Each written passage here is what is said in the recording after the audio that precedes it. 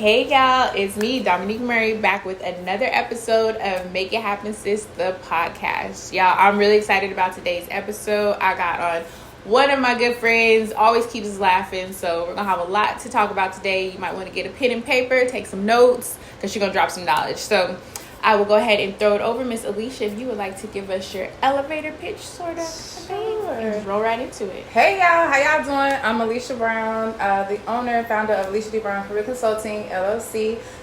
In short, I assist employees with multiple things. Learning their rights, anything from career development all the way to resume development. And we also turn around and we focus on how they can progress in their career as well. So that's one part of me. The other part of me is definitely about that natural hair life.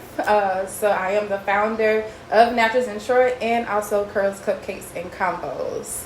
And it's just a natural hair conversation we have to promote us wearing our natural hair. All right. Well, thank you. We're going to jump right into it. Get a little bit of this wine. I know this is one of your favorites. Yes, right? it is. Yes, it is. This is a Cabernet. This is Bacchus. And it's got a little bit of a bite to it. Got to be a little careful. I won't sip it too fast. Yeah, it's got a little bit of a bite, but this is a standalone wine. So you can she said she got all the terms and stuff. Yeah, this is a standalone. This is one of my favorites here. Well, we will enjoy this today, and you guys can enjoy it as well. If you come on down to Lavino Wine Bar, y'all know that's where we're always at here this first season, and it's a great place. Just hang out, have some girl talk, have some conversation about natural hair, and we are going to jump right into it. So you talked about, starting doing your A&D consulting, things like that. How did you get into HR? So it all started in the military. I'm trying to think. I can't remember the year, but I cross-rated. So I came in as a yeoman. That's pretty much like a paper pusher, right? Mm-hmm. And then kind of that yeoman is more so administrative task. Okay. And so some years in, I started, when I got on the ship. I remember it was after the ship, 2004. Navy. Yeah, that's right. I'm proud Navy. Yeah, Navy. Yeah, not chairperson. But yeah, so I cross-rated into personnelman. And personnelman is more so aligned with human resources for the military. And so when I got out in 2010, I said, I need some more money. I got to keep working. So I applied for an HR assistant position. And it happened to be right in the same building. So I was able to come out of uniform. I was off 2 days. And I came right back to the same desk as a civilian. And so I just progressed from there. That first HR job was not geared towards laws and things like that. It was more so military pay still. So I had to navigate my way to true HR work. And so I started applying for the VA. And in 2010, 11, somewhere around there, I got on with the VA, working in true HR. And so I just stuck with it. I was able to do a rotation in human resources. And in the federal, they have staffing, recruitment, they have benefits, compensation. And so when I did the round in labor and employee relations, I was like, this is what I need to be because Because I'm not argumentative, but I like to state my case. And so I found out that I could do it legally, and I kicked it off and I kept going in labor and employee relations, and I just stuck it out. And then when I retired in 2021, I said, well, let me stick with it some more, but just in a different capacity. And so I'm still there, but I'm ready to hang it up though. I'm tired now. Tired of fighting. Tired of arguing. But so on the consulting side, do you do this, or you just kind of help other people learn how to do that? Well, no, I can't teach that part. My patience does not exist that far. But I still support different federal agencies. So doing contract work, things like that. What is your favorite part in the whole industry of HR? I think my favorite part is helping people work through problems and helping them see outside the box, because people will focus on the one issue, you know, and they don't have someone in their ear saying, hey, you know, you can really maneuver this like this. What does the law say? The law tell you what you can't do, so now you know what you can do.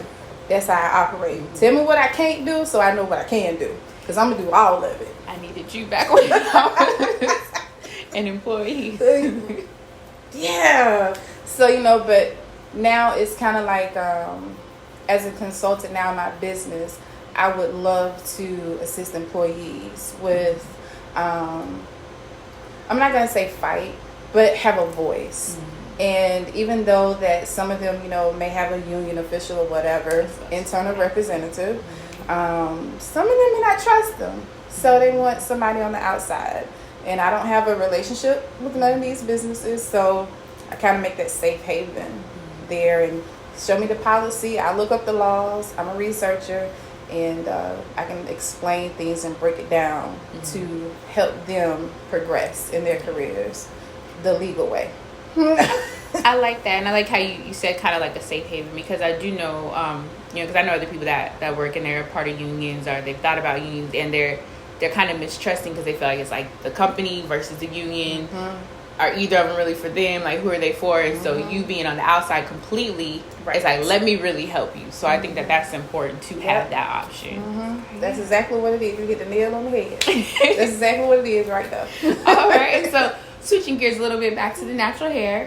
How did all that get started? Oh, girl. Did you become a natural hair guru? I got into natural hair when I got out of the military. I started seeing all these big afros and these real short, cute cuts, and I'm like, oh man, I wonder what my hair would look like. And so I just tested the water, and when I say I did the whole big chop, so I cut it all off, and I was like, oh gosh, my husband gonna kill me. But he didn't. He was like, oh, okay, you look like a little boy, but you all right. So I said, all right, well, we'll keep it going. So I let it grow. And it got, you know, the whole big afro. So I started playing around with color by a stylist. I didn't play around in my own head. Shout out to my stylist in Virginia. Nikki and Fonnie, they kept me together. So treatments and trims and things like that. Well, those two decided they wanted to start educating in the Hampton Roads area. And so they needed models. And I became a model. Then I started traveling to different natural hair events. And I said, wait, there's nothing in Troy. My hometown, Troy, Alabama, right? There's nothing there. So I called my mama one day. I said, my mama's so funny. And I said, girl, I got an epiphany. She said, oh, Lord, what now? Because I'm the child that's going to bring like the crazy stuff, right?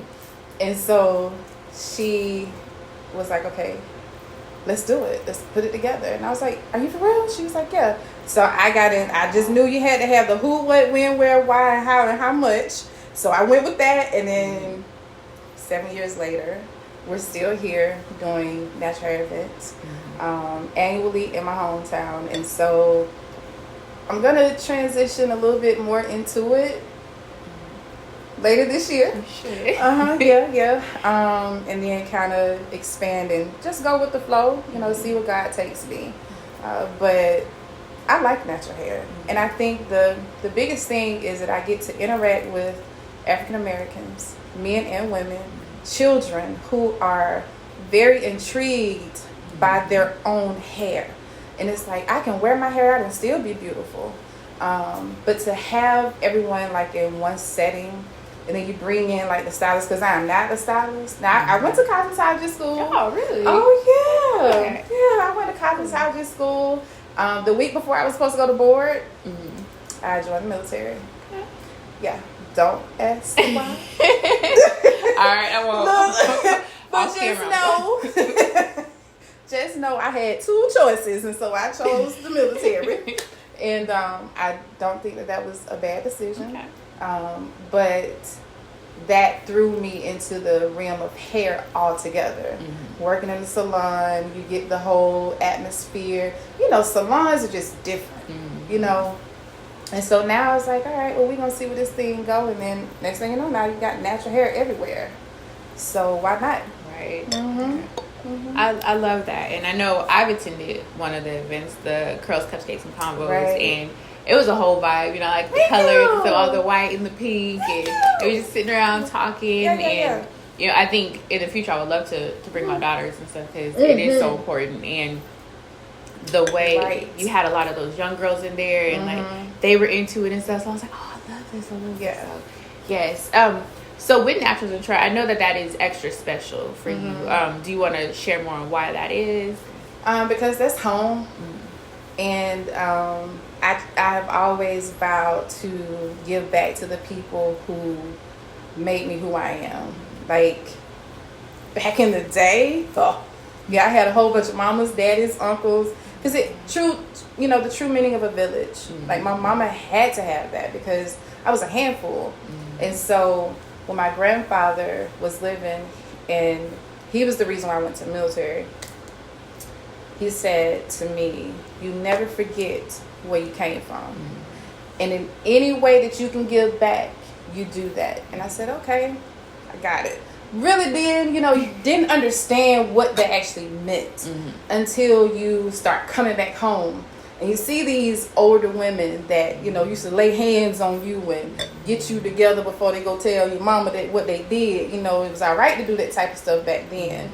And you look at them and you say, you know what? I'm going to make sure I put a little mark on here. Wherever that takes us, it takes us. But home is home. I'll never ever forget home. And so that's kind of what threw us, me and my husband, into building the scholarship. So the event, we have giveaways, good giveaways, and that's dedicated to the attendees there at the event. But then we have the scholarship, so now we can give back to those who are graduating, who meet the criteria. Just a little extra cash to help out with bills. We don't have a requirement to go to college. College is not for everybody. True. We don't have the whole, I need to know what the money is going for. You could be graduating and you still have graduation fees. And you need that money to go towards it. So here you go. So we started off at $500. Next year is a goal to do 3 $1,000 scholarships. So the name of it is Naturals and Troy Scholarship. Everything is right there on the website. So it's a lot that goes into it, but when I get to stand on the stage and I see these people that had a hand in me enjoying everything, and it's like I get such good feedback, I got to keep it going because it's not about me. So took this year off. I needed it. The child, listen, last year kind of, but next year we're coming back, and I think it's going to be bigger and better next year. So we'll see. That's exciting. That is exciting. So 2 parts to that. So the first part, I do want to mention, you were talking about, having that village and stuff. And, low-key, I envy that a little bit. I think that is so beautiful that you had, other women, other people in the community pouring into you, correcting you when needed. And then for you to be able to bring, come back now and have this event for them, which, I'm not in Troy, so I don't know what it's like. But I've seen the pictures and stuff online. And it looks absolutely amazing. It looks so much fun, which leads me to my next question. As you knew who's coming. When you bringing that here to Middle Georgia to Warner Rock? Well, I think I like Bacchus. Bacchus is very nice. Bacchus is very nice cab. If y'all ever come to Lavino, get Bacchus. I got models ready for you, lined up, people ready to we can make it work. So, I'll say this. That's one of the reasons why I created Curls, Cupcakes, and Combos. That is the traveling natural hair event. Can I see bringing it back here? Yeah. Because I've been getting a lot of feedback from it. I've been asked already 4 times, when is it coming back? But to build something like Naturals in Troy and Warner Robins, I just don't have the team. I don't have the energy for it because that's a full-blown production. And so unless, God blesses me with this huge team where I can, really trust and delegate, it's going to stay Naturals in Troy. But I can bring, Curls, Cupcakes, and Combos, and we can get together, small, intimate event. Don't take a lot.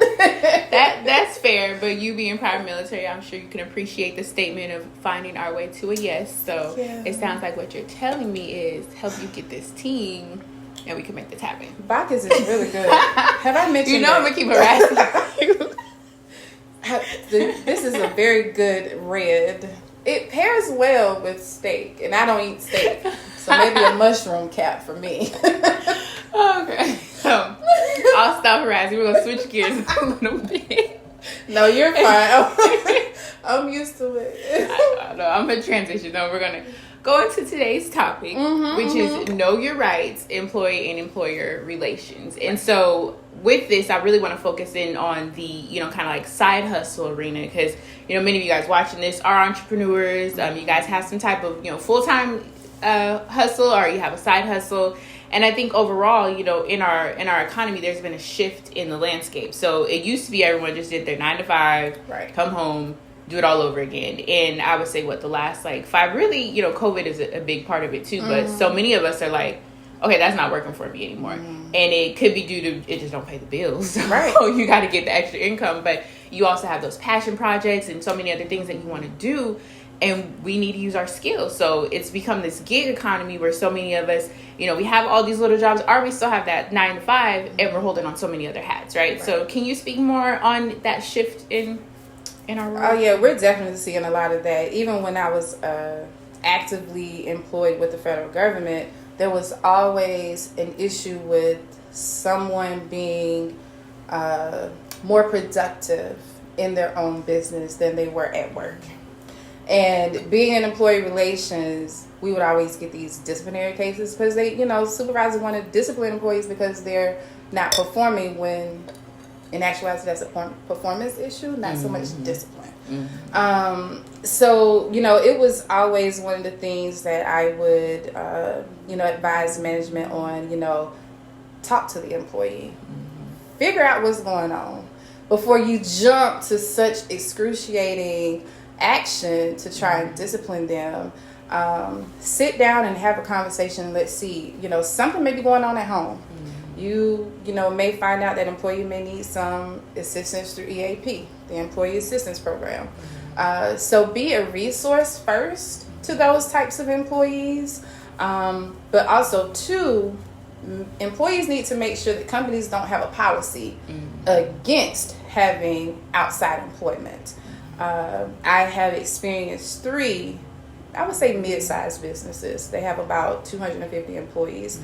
I've experienced 3 of them with trying to create those policies because of COVID, because they know that these people were laid off and now they're coming back to work. And when they were laid off, they had to go find other employment. So they 9 times out of 10 created their own business. And so what I look like as an employee, finna let my business go to come over here and do this W-2 full time. Nah, this money good too. I get my benefits over here. So, you have to, you got to play both parts there, and still be able to have success in both arenas. Maybe adjust your work hours for your business to where it occurs outside of that 9 to 5. I know for myself, I did that. Now, when I was doing resume writing, really heavy as a federal employee, I had to work after hours, because what it looked like me knowing the law, knowing the rules, the regulations, and I'm doing both at the same time.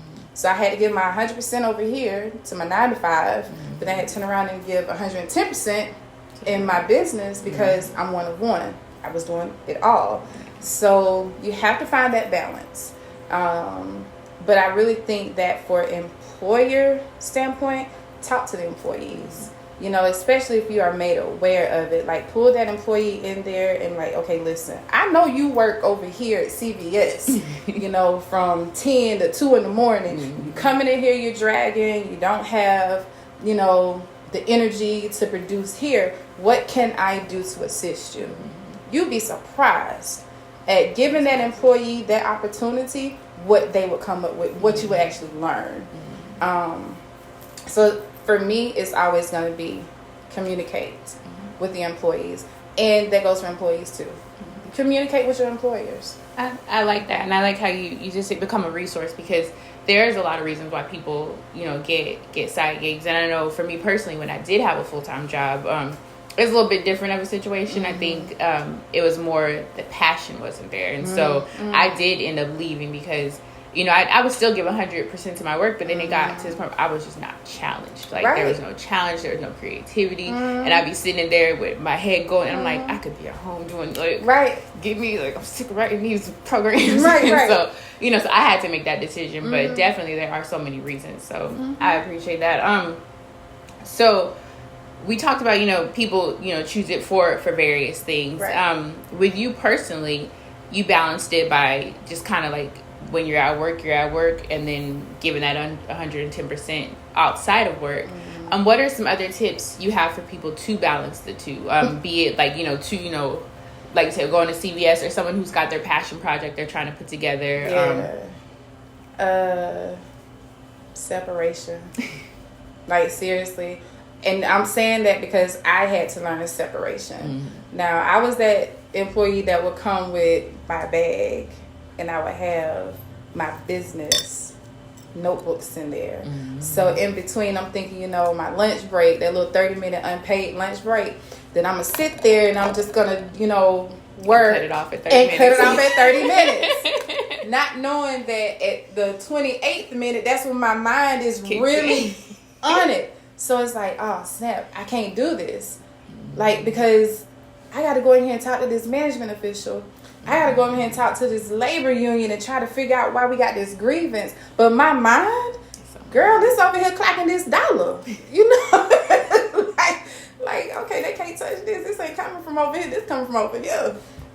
So I had to create that separation. So finally I had to get some discipline about myself and say, okay, you can't take your books home. Your books to work. Everything got to stay at home. And so then I started utilizing my Sundays to be that day, that organization day. Like, I'm not thinking about the 9 to 5, but I'm thinking about what am I doing in my business this week. And I did not come up with that on my own. I used to still follow. Shout out to Bianca Shelley Robinson.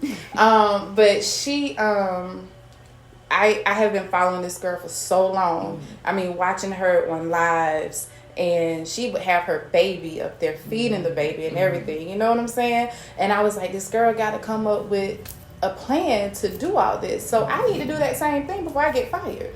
And so I just started, I think I may have reached out to her as like, how do you do this? Because it ain't happening for me. I'm too intrigued with making my own money, but I didn't have that confidence to leave. Because that was a guaranteed paycheck. You know what I'm saying? So I'm like, let me finish out and get the 21 years, and then I'm going to bounce on them. So 21.5, I left. Hey, I mean, that works too, though. You're asking now, you got your retirement. Just ain't got retirement age yet, baby. When I do, it's going to be a mess. And so the tip in that, really, for all of us that will not me anymore, but everyone balancing those two is really to separate. Separate the two. I know there's a lady that I follow, and I'm losing her name, Nikayla Okome Matthews. Okay. And she has a whole podcast on side hustling. And part of that, she was saying, like an hour a day outside of your regular job. And it doesn't seem like a lot, but when you're consistent with it, you can slowly build over time until you're ready to walk away from that job. So great advice with that. As far as like legality, like with legal, I know every job is different, and you're saying a lot more employers are making these policies. Right. What do people need to know about that? Again, know what you can't do so you know what you can do. You need to get those policies. But again, anything in the workplace is like twofold, right? Employers, you have a responsibility and an obligation to inform your employees because you can't hold an employee accountable for something that they don't know. So have a meeting, sit down with these people, do it in a group. I don't care what you do. Pass a sheet around so everybody can sign it, and then you send out a mass email and say, as per the discussion this morning or this morning's team meeting, we discussed this policy. I'm attaching it to this email. Here you go. So now you can't say that you not receive it. On the flip side, as an employee, you got to read the policy. I mean, you can't get mad at management or your supervisor because they, I use those words interchangeably, but they have the, same meaning. But you can't, look at your supervisor like they wrong when they try to hold you accountable for violating this policy because you were made aware of it, you knew the law behind it, and you knew the ramifications. You knew what would happen. So sign your letter, go find another job. I mean, just be... I mean, for real, then it seems like, the way to protect yourself from reprimand is just the knowledge. Like how, and that's it. If what you're doing don't mesh with the company that you work for, then there might need to be some changes, right? Bow out gracefully. I have told a lot of employees that there's nothing wrong with you saying, this ain't for me. But please make sure you got something set up before you bow out gracefully because you got bills to pay. But yeah, just buy it, just go. And I think if you have an honest conversation, because I went through that. And, luckily I have a situation where, my husband works full time and, I have my VA and all. So it wasn't just, oh, crap. There was still some fear with it, but we're okay. But, my employers, they knew from the beginning. And so, they kind of got warned early on when, this is what I'm starting. Y'all not giving me nothing. Right. And, I did try to say, hey, I need more. And I wasn't, it was like, okay, here's more, but it was more of the same thing. Yeah. And so, we had that conversation, but we left on good terms. And, if I need to go back. Right. Which I hope I never do. I won't. Yeah, so you don't want to burn those bridges either. Correct. So tips for employers. We talked about, talk to your people, educate them on what's there. Do you think it's fair? So for places that don't necessarily have a policy in place, or I say they're smaller businesses, or that's just not something they've done yet. Is that something that you think they should have? Is it okay for some businesses to let, we have, people who say they do, like Avon or something on the side, sometimes we'll put stuff in the break room and should that be okay? As far as thinking for employers, do they need to protect themselves and say, hey, cut all that out kind of thing? It depends. You have some very relaxed employers, and then you have some very by the book employers. So if you get someone who's like, yeah, y'all can use that bulletin board right over there and post your cards and, advertise that way. However, we're not going to discuss it in morning meetings where, we'll make reference to that. And the only reason why I can use that example because I've actually been through that scenario before. And I was very shocked, let me tell you. I was like, oh, we need to tell everybody to come work over here because y'all all right with me. They just needed help building the language for their policies. But that's the way that, the employers can really tap into that. And it shows that you're supporting your employees. That's building that relationship with them. Life is tough, especially after COVID. So you can't really be like this. That's kind of what I was getting at. Can there be some leeway? Because I feel like you make better relationships and people are going to be more loyal when they know that it ain't just about, this company. Right. I see your people, your family kind of thing. And that's why we call it human resources. I say that to a lot of people looking at me like, I have to. This is something that artificial intelligence won't be able to take over.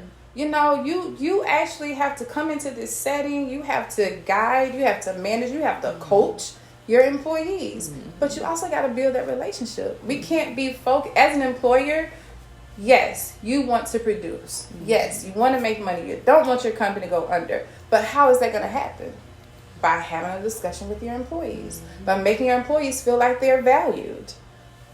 But you try to tell that to some of these straight and narrow people, and it's like, okay, I'm talking to a brick wall, baby. I can't. Give me some boxes, please. That's the way I feel. You actually made me, and it's a little bit off topic, but I remember reading recently, and it was kind of more on the lines of people who create content and things like that. But I guess there's laws and lawsuits going on now where people who do have a full-time job, but they're doing their, say creation or whatever they're doing on the side.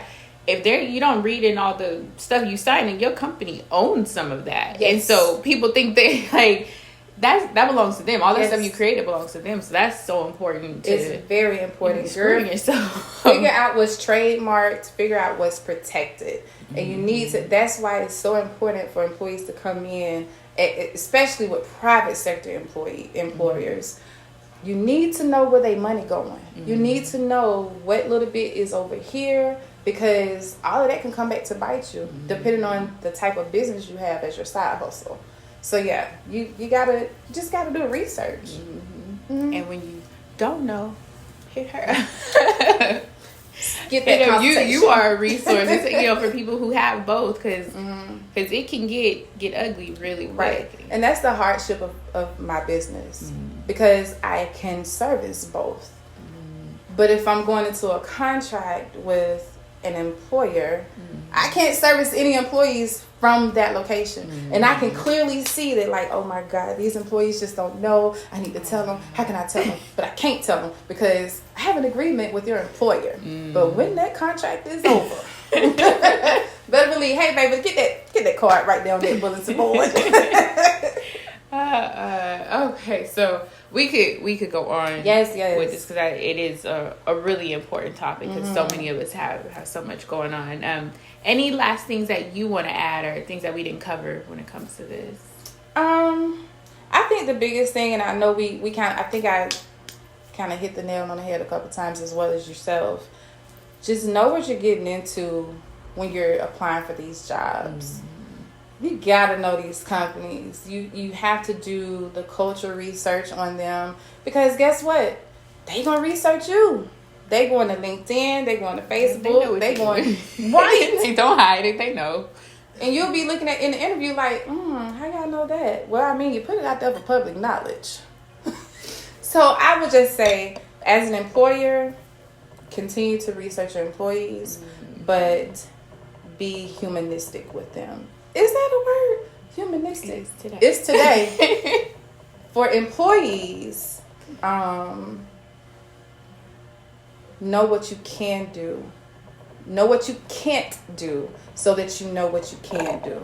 Read the policies. Know the handbook. Private sector, they're big on employee handbooks. Federal government not doing all of that. We ain't doing no employee handbook. Some agencies have them, but private sector, I was like, good gracious in the morning. Like, these employee handbooks can be real thick.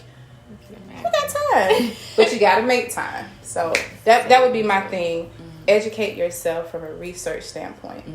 And you'll be better off in both worlds. And then if they can't do it, then they just holler at somebody like me. There you go. And this one just came to me because I've seen this a lot of times. Because I'm pretty, you can correct me if I'm wrong, but I'm pretty sure it's illegal in every company.